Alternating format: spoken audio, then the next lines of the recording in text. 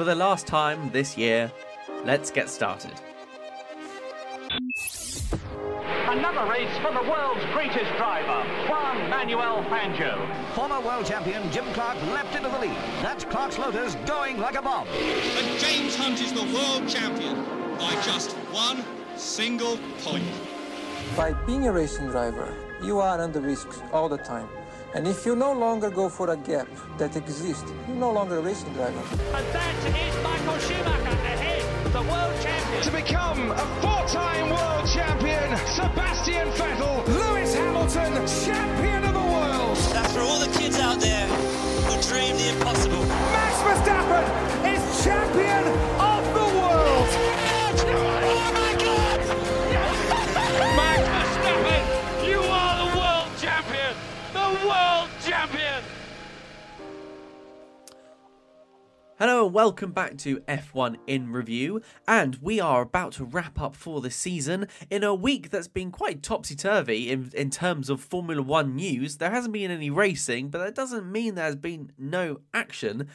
We had Max Verstappen and the rest of the gaggle descend to the awards, where we saw Max Verstappen take his World Championship trophy, which he's using up as a prop now, propping up pictures in his little office. And Lewis Hamilton misplaced his trophy. Someone thought he was giving it to him, and that's now back, I think, with the Mercedes team.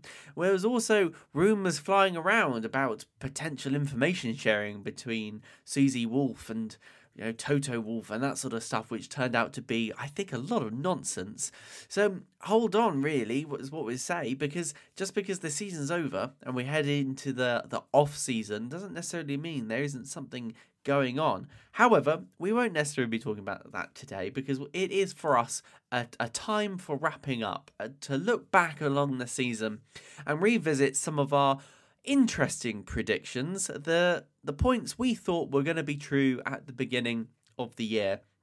Now, Angus and I will be walking you through it for the next 25-30 minutes or so, and I think we should start off with the predictions, because now that every race is now completed, we know what's happened, it's time to see how well our crystal balls turned out to be. Were they clear? Were they shiny? Or were they just muddy and off? So I think we're going to start with one of my predictions, and I think this was quite an obvious prediction going into it, but you never know in Formula 1. And my first prediction of the season was going to be Max Verstappen was going to win the season, and Red Bull was going to completely dominate it in both the constructors as well. So they get the constructors and the drivers. Now, clearly, Max Verstappen has dominated it in a way that I didn't think was going to be possible. I did not see it going to be this dominant from Max and Perez, but let's give some credit to Sergio Perez because he did win some races. But Red Bull won all but one race, and I did not see that one coming. But Angus, I believe you joined me really in this prediction at the beginning of the season. Looking back, would you say that your prediction was not enough, i.e. they did even better than you thought they were going to? Or did Red Bull do as well as you thought they were going to throughout the season?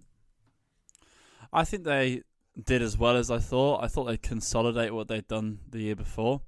Bear in mind, the previous year they won 17 out of 22 races, an excellent amount. So I guess they didn't have much room for manoeuvre in terms of going up from there. And then this year they won 21 out of 22 races, so they definitely improved. I thought that they would win comfortably but not dominate, to be honest. I think that we anticipated a little bit of a drop-off, especially with the wind tunnel punishment they had from the cost cap. Remember that? That doesn't even feel like it's happened realistically because of the way they still steamrolled through the season.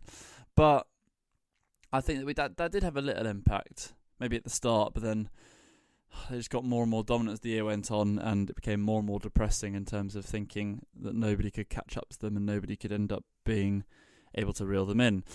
So I think we both nailed the prediction. I mean, it wasn't the most spectacular out there prediction in the world to be able to predict that Max Verstappen and Red Bull would win the championships. We have to admit that. But we did nail it on the head. We didn't go rogue. We didn't say something odd like Leclerc or Hamilton or Ferrari to win the World Championship. So we at least got that right. The writing was on the wall at the beginning of the season. Yeah. Yes, it was, exactly. And like, I think maybe we harboured some hope that this could be the season where maybe there's always next year. Somebody closed in. Yeah. It's always. This must have been what it must have been like during the Schumacher years. Maybe next year. Maybe next Someone year. else will. You had like you'd always have a gaggle of teams, and this year we did have a gaggle of teams: Ferrari, McLaren, Aston Martin, Mercedes, who kind of interchanged and had their different periods as the second team, didn't we? And we were all in hope that they could all challenge, and they all got close to Red Bull at various points, but didn't quite have the final ingredient to sort of take on the mantle. Will that be the case next year? Well, there's always next year, like we say. Basically we should have that written on a T-shirt, Formula One fans. There's always next year. I mean, I believe Ferrari have been saying that for many years now. The Ferrari fans, every year, it's maybe next year. But you spoke briefly then about the Red Bull punishment, really, because they broke the cost cap. I think it was 2021 they broke the cost cap, so they were fined $7 million, and they had 10% reduction in aerodynamic testing from October 2022. So that period then, October 2022 to October 2023, was when they had a reduction in wind tunnel testing. Now clearly we're out of that period. They have one, so they will have a reduced amount of wind tunnel testing time. Say that fast 3 times, in comparison to a team like Haas, who are much lower in the constructors table, so they get more wind tunnel time to try and help them catch up. But now looking back on it and reflecting, would you say that perhaps the punishment wasn't enough, or was it that Red Bull were just so brilliant that whatever the punishment was going to be, other teams were never going to get there?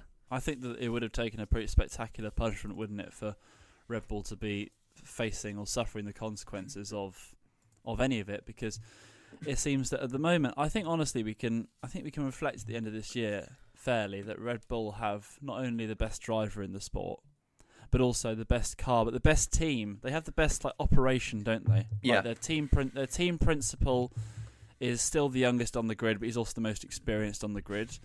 They've got the best designer in Formula One history in Adrian Newey.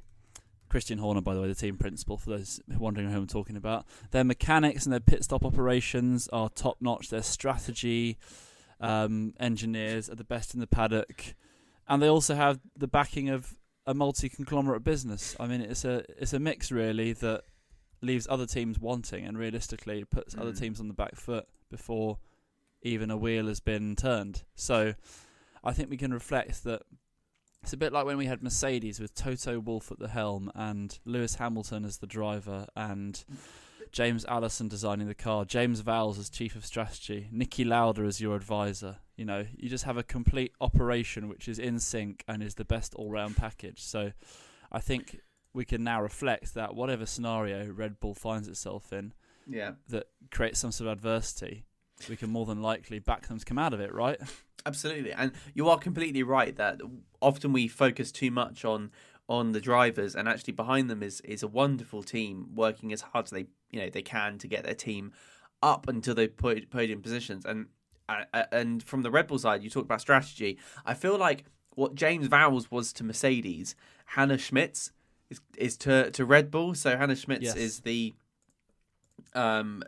principal strategy engineer at Red Bull, and they are sort of accredited to the successes in 21, 22, 20 and 23 for Red Bull.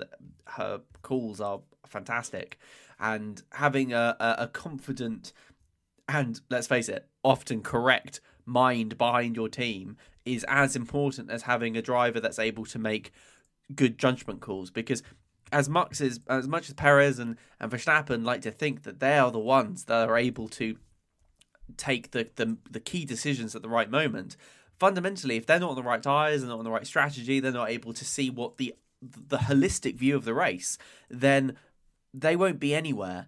And you can see that from the bad luck that, I don't remember how Bottas had horrendous luck in 2021, and he had horrendous strategy, tyres were wrong. You know, he messed up. He had the best car in the grid, arguably, and strategy was wrong and couldn't really get there.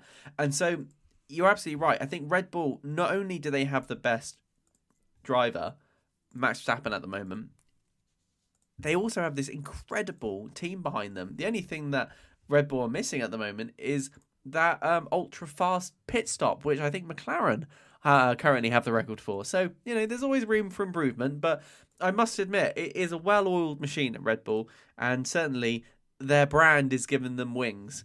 But as we move really from that early prediction to the to some of our should we say trickier predictions that we thought might be true, might not be true. I think I would like to start with yours, Angus, if we can, with your next prediction, which was Alonso was going to win a race.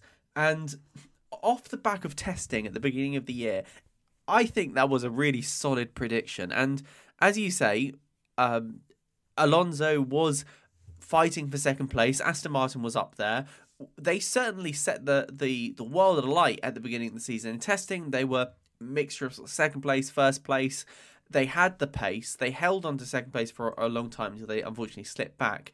But I think the best shot for the race win was at Monaco, when unfortunately it started to rain. They didn't put Alonso on the correct tyre. They put him onto some more slicks rather than intermediate tyres. He dropped back, he had pit twice, and he lost the lead of the race, and I think that blew it.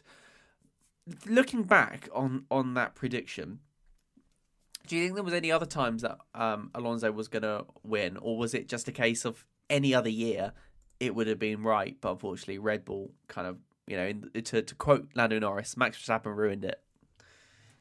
Yeah, I think you're right that any other year there was a possibility of a victory. I think most of the races were the fact that the car was just about quick enough for a podium. So Sao Paulo at the end of the season comes to mind, where, do you remember that titanic battle he had with Perez in the last few laps? He was clinging on for a podium, and then he masterminded his defence of that spot and managed to get it over the line. Just Bahrain, the opening race of the season, nowhere near Red Bull, but was good enough to get that podium. Same with Saudi Arabia as well.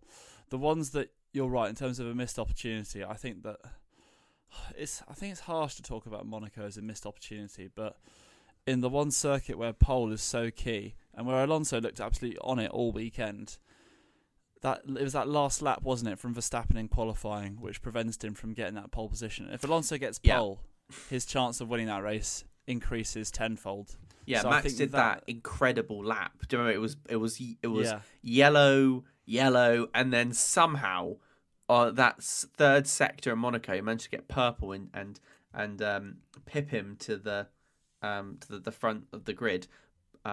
Which was by, I think it was a 10th of a second in the end. Yeah, ridiculously close. And I think that, to be honest, I look back and actually, if we talk about, because those predictions that we're referencing right now are supposed to be bold predictions, and I don't think it necessarily was that bold of a prediction from myself. I'll admit, I hold my hands up, to expect the team that was the second fastest in testing to win a race that year. I will admit, but at the same time, based on where Aston Martin were, and the fact that last year they got like 70 points across the whole season, whilst this year they got 280, so quadrupling their points total, was perhaps why it could have been seen as more of a bold prediction. But yes, I was sad that it didn't come true, because I think we were all kind of, even as the different fans of the different teams that we are and other people are, we were all kind of rooting for Alonso, this man who somehow at the age of, 42, 43 next year, was somehow defying logic and fighting for these top results. So it's sad that he didn't quite pull through and get a victory, but I think that he still, I won't mention it much more, but for him to get, 8, 9 podiums this year, absolutely remarkable and a stellar performance. And he nabbed that 4th place in the Drivers' Championship, didn't he, on countback from Leclerc in the last race. He did indeed. Despite he came 4th in the Drivers' Championship, despite being in the 5th fastest car in the season. So if you were to get all those cars and put them in a row based on their pace, he'd be 8th or 9th in the championship, but he came 4th, which shows how remarkably he outperformed the actual performance of the car. But sadly, my bold prediction did not come through. Your prediction was bolder than mine, I would say. How did you get on? Yeah, absolutely. Well, I think this is something you've been listening to the podcast. We mentioned a couple of times. So my bold prediction was going to be Williams was going to get P7, and I said it was because I thought that they were going to jump forward, but I also thought that the teams around them were going to fall back, and that was kind of the performance. It wasn't necessarily Williams going to get a massive performance increase. It was just everyone else falling backwards. I thought Haas, Alfa Romeo, and AlphaTauri weren't going to do as well. I also kind of thought that perhaps Williams were going to be steered in the right direction by James Vowles, and I would say that I've been correct through mostly luck rather than anything else. So don't listen to my advice on lottery numbers. What I would say is there's been a big shift this year in performance, which I think we were hoping for. AlphaTauri fell off the cliff. They were the slowest car by miles. Haas are nowhere to be seen again after a great year last year. And Alfa Romeo, as they are this year, but next year they're going to be Steak. Whatever it is, Steak Sauber. I'm sure we'll get the real name up for what Alfa Romeo will be while I'm talking, Angus. I think you can find that for me.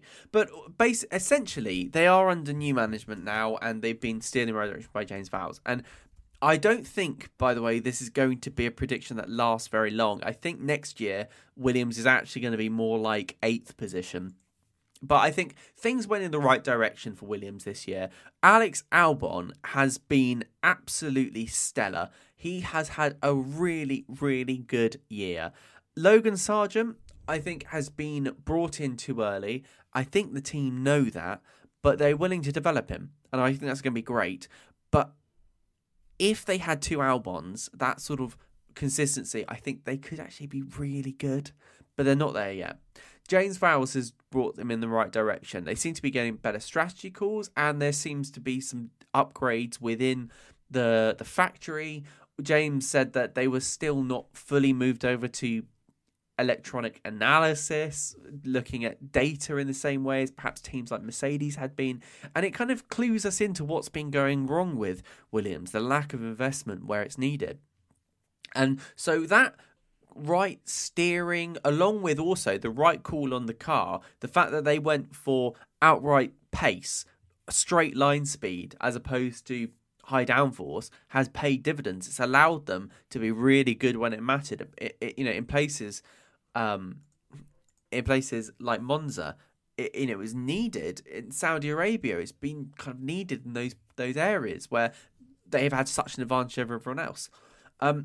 What I think they need to develop on is, right, they have the straight line pace, but they've also fallen off a cliff quite quickly.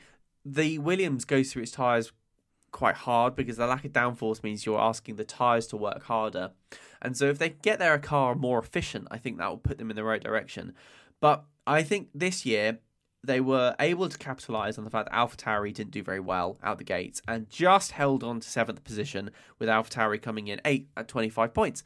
And, it matters not what the points difference was. The fact is they held on to that position. I don't, however, think they're going to be in 7th place next year. But, fingers crossed. I think I know what my bold prediction is going to be next year. But I hope I'm right again. So, yeah, Williams, do you think did they exceed your expectations or meet it? Well, I don't know. I guess I'm not willing to say that they didn't do as well as you hoped or thought they were going to. Yeah, I think that, to be honest, how many points did they get last year? 7 or 8, was it? They didn't get very many. So I think that they exceeded my expectations. 8. In that, 8. And not that I thought they'd do that level again, but I thought they'd probably increase a bit, but not up to 28 or 30, which was quite a lot for them over the last few years. Bear in mind some of the awful years they've had in the recent past. And also, realistically, they made the most of their opportunities. There was one time where Albon, I think he was in the points in Australia, and he crashed out early on about lap 10 or something, and that was arguably a chance. He qualified 8th and he crashed out on lap 7. That was arguably a chance to get some more points, especially think about how that race turned out with the chaos at the end. He could have finished possibly, top 5 or 6 in that one.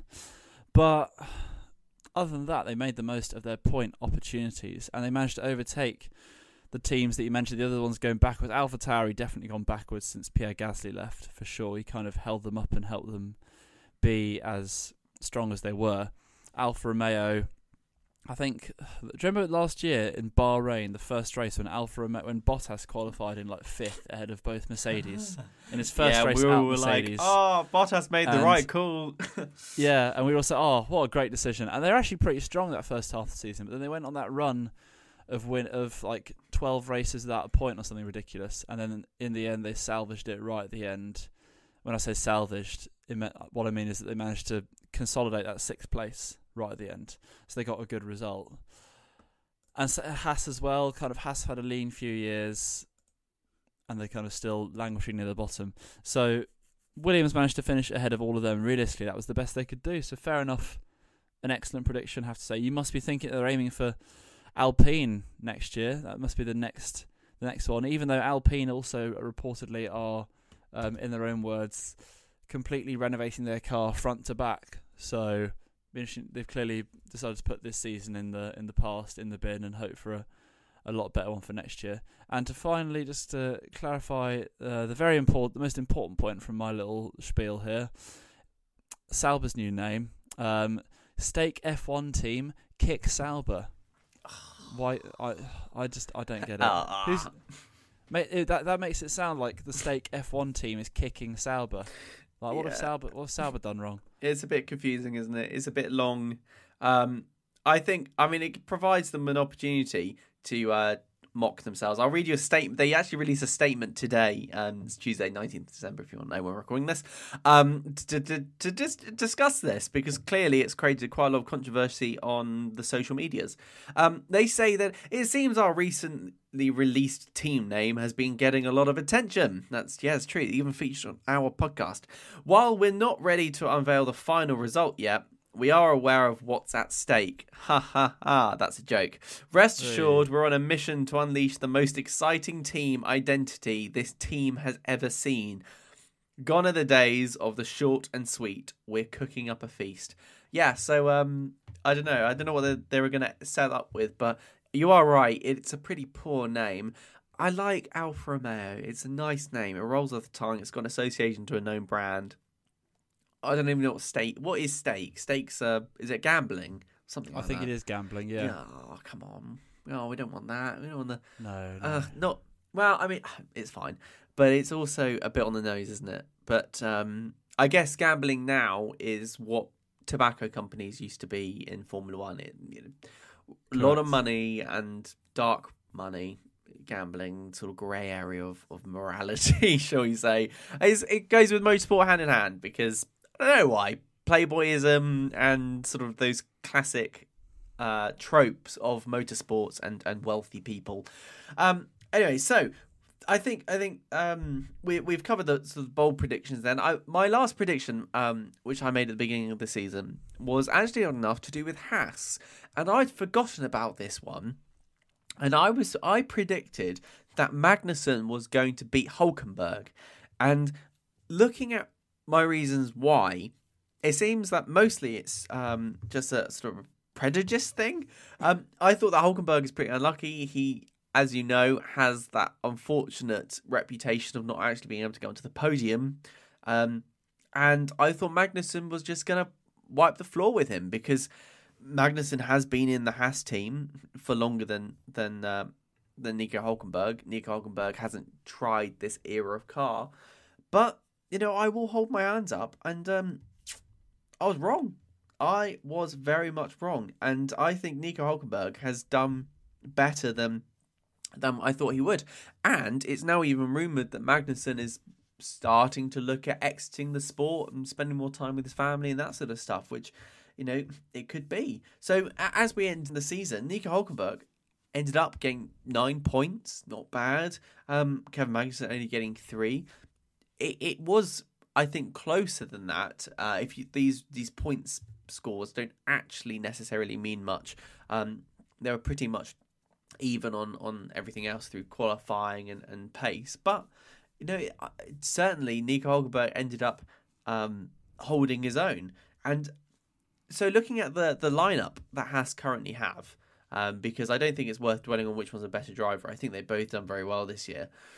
Do you think Haas were right to well, as so far as we know, it is confirmed, but I guess they could make last minute changes for next year. Do you think that Haas have the right drivers to support them going forward? And as a driver pairing, how would you rate them?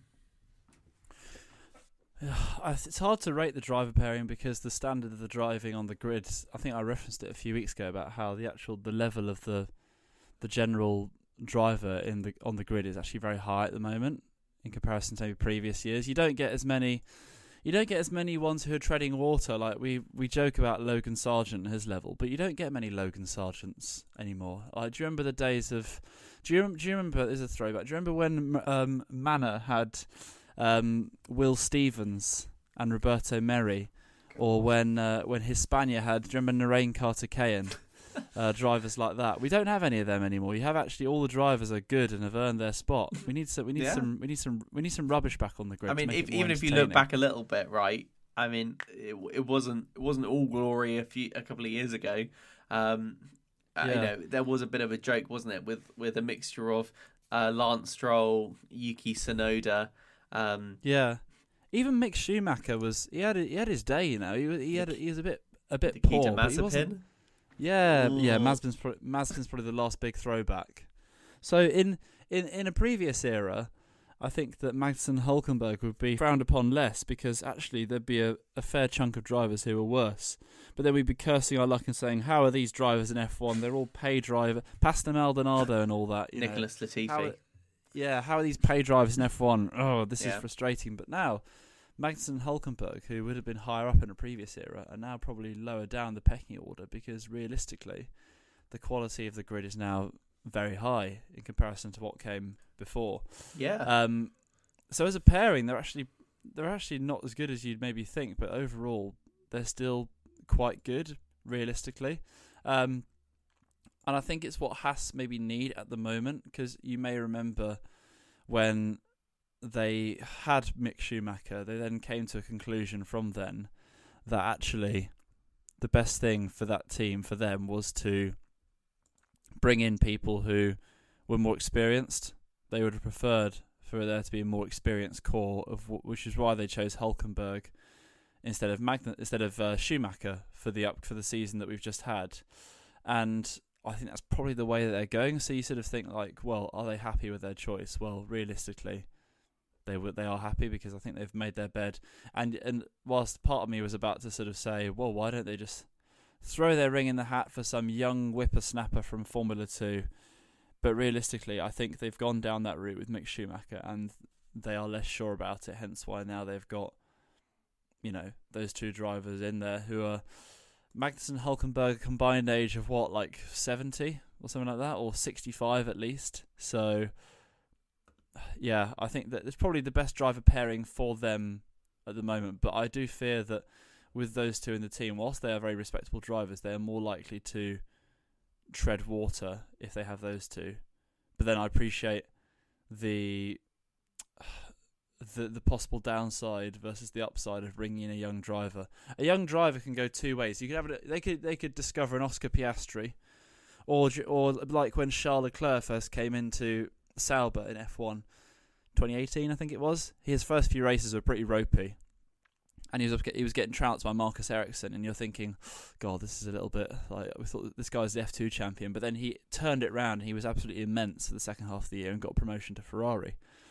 So that's the potential upside versus downside of when someone comes in and they are more like a Mick Schumacher, like Haas discovered. So I think, whilst not spectacular, they're probably the right driver pairing for Haas overall, I'd say. Yeah, I think so. I think it's pretty optimistic look for Haas, keeping their solid and pretty dependable drivers. And yeah, I can't see Haas getting a podium anytime soon, unfortunately, because it would be nice if they could.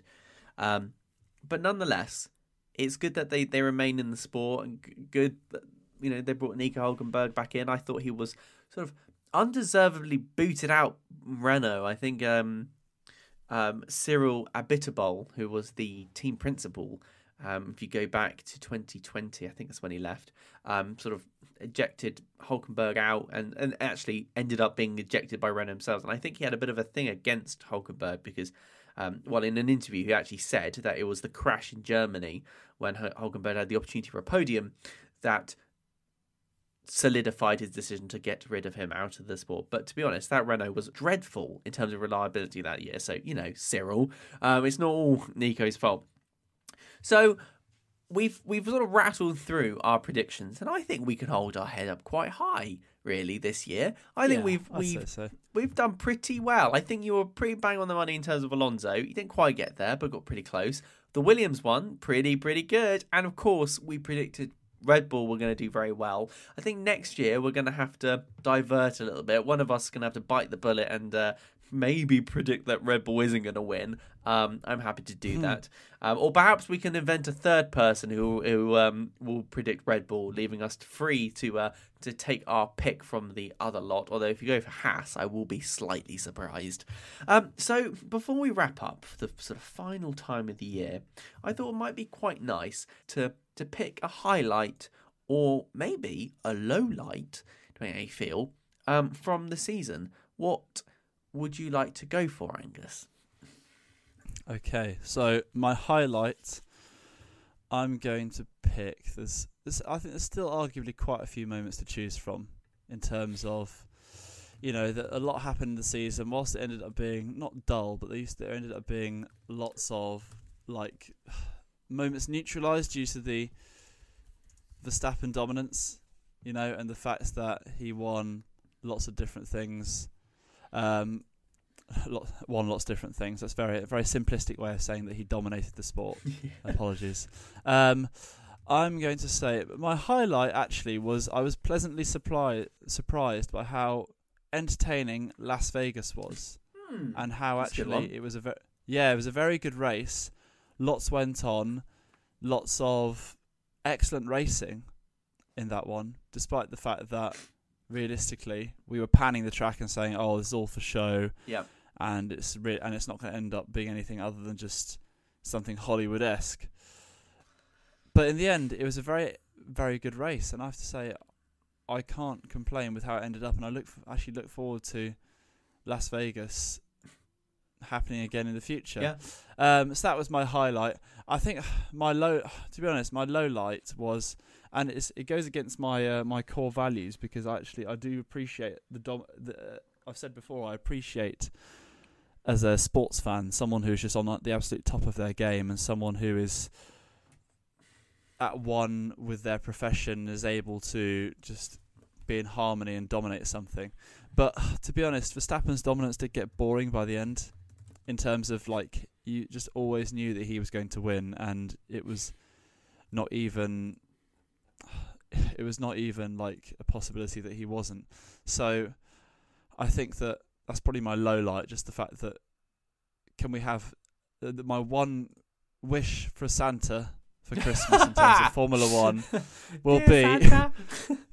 Dear Santa, please can we have less dominance in Formula One next year? There we go. So that would be my low light probably. But I wouldn't say it's not a low light in terms of obviously full credit to Verstappen and how he did an unbelievable job of maintaining that throughout the year. But yeah, I wouldn't mind if there was a little less dominance. That would be nice. That very good, and I agree. I will also send a letter to Santa, please. But let's make it slightly less domination. Now, sort of on the same theme of that, my highlight this year was without a doubt Sainz's win in Singapore, because it had everything I liked. It had a nail-biting end to the race. We had Carlos Sainz pulling out one hell of a strategy, working together with his old friend Lando Norris to pull both of them forward and allowing McLaren to get the second place on the podium and Carlos Sainz to obviously take that win. We had a surprise crash out from George Russell, allowing Hamilton to take that place. It had everything you wanted, a huge fight. And unfortunately, this was at the cost of Verstappen not being around. But it was without a doubt one of the best races of the year. I think a race that I could go back and watch again. Yeah, it was a really good weekend. I loved it. Really, really good. It gave us a taster, I think, of what it could have been, the season could have been like without a complete dominance from Verstappen. So next year, I'd like more of that. Red Bull to be in there as well, but just not so totally dominant that it doesn't give anyone else a fighting chance. On the flip side, low light. For me, there was one standout moment that really made me question the sport. And oddly enough, there's a theme here. Carlos Sainz's penalty in Las Vegas when he got, well, I was going to say got hit by the drain cover. That's not quite right. He ran over the drain cover, which was loose, and it hit the bottom of his car and destroyed it. And this was a really difficult moment for the sport because the F1 steward said that they went through the rulebook trying to find any reason why they wouldn't have to give him a penalty for changing the core components of the car, and they couldn't find one, and they had to give him a penalty. They even said they didn't want to. They had to give it to him, and I felt like that was a real moment for the sport to look at the rules again and say, right, we've got to have mitigating circumstances. If the teams can prove there are mitigating circumstances, for example, not his fault, then then he doesn't get a penalty, and it's just move it forward in whatever way from that point. His previous fastest lap would be counted again, for qualifying. And this isn't the first time this has happened. We've had times like this before when you thought, right, it wasn't his fault, you shouldn't have to get a penalty, but we haven't changed it, and I think they need to change it going forward. So, yeah, I think that was the real low light for me, a pointing out of a deficiency in the rules. And at the end of the day, this is Formula One. It's called Formula One because the sport itself is a formula. It's a formula of constraints and rules. And as much as those rules are fixed, they are also ever evolving. And the fact that we haven't addressed this yet is something we need to look at. And I would like this to be addressed for going forward because we don't want to see that again, especially if we're racing at street tracks, because anything can happen. A loose plastic bag thrown in by the crowd could be sucked into an air duct and cause damage. These are real things that happen in areas with high population density and are living around them. Racetracks don't necessarily have built up populations around them, with the exception of places like Interlagos in Brazil. So that's what I would like to change. Absolutely. I can't disagree with that. So for the last time this year, thank you very much for listening if you got to this point. I do hope you enjoyed this season of F1 in Review. We've certainly loved delivering it. It is a bit of a project for us, something to do in between work and our other hobbies. And so if you've listened to 1, 10 or even all 38 of this season's F1 in Review episodes, thank you very much. That does of course mean you've got many hours to replay if you fancy it over the down season. You can watch back, I don't know, Monza and think, wow, I wonder what the lads thought of that, and we will have an episode that will cover that race. So there's plenty to listen to. If you've got Formula One TV, you can go back and watch old races. Off the top of my head, I would recommend the 2020 Turkish Grand Prix, 2019 and 2018 German Grand Prix. There you go, as a little recommendation to get you started off there. And there's, of course, if you haven't seen it, there is the Brawn F1 documentary, and we will look forward to the next series of Drive to Survive coming out later on. We will be taking a break now until we return in February next year. A bit of a long way away, but I'll tell you the dates nonetheless. So F1 pre-season testing starts in Bahrain on February the 21st.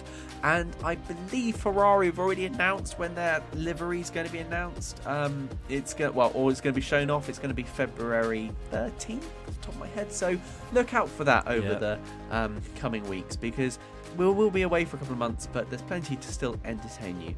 So from myself and Angus, it's been an absolute pleasure to talk to you this year. Listen out for us in 2024. Do follow us on all your favourite podcast platforms, and of course on X, formerly Twitter, as well as TikToks, where we'll be posting shorts and various other things when we are back.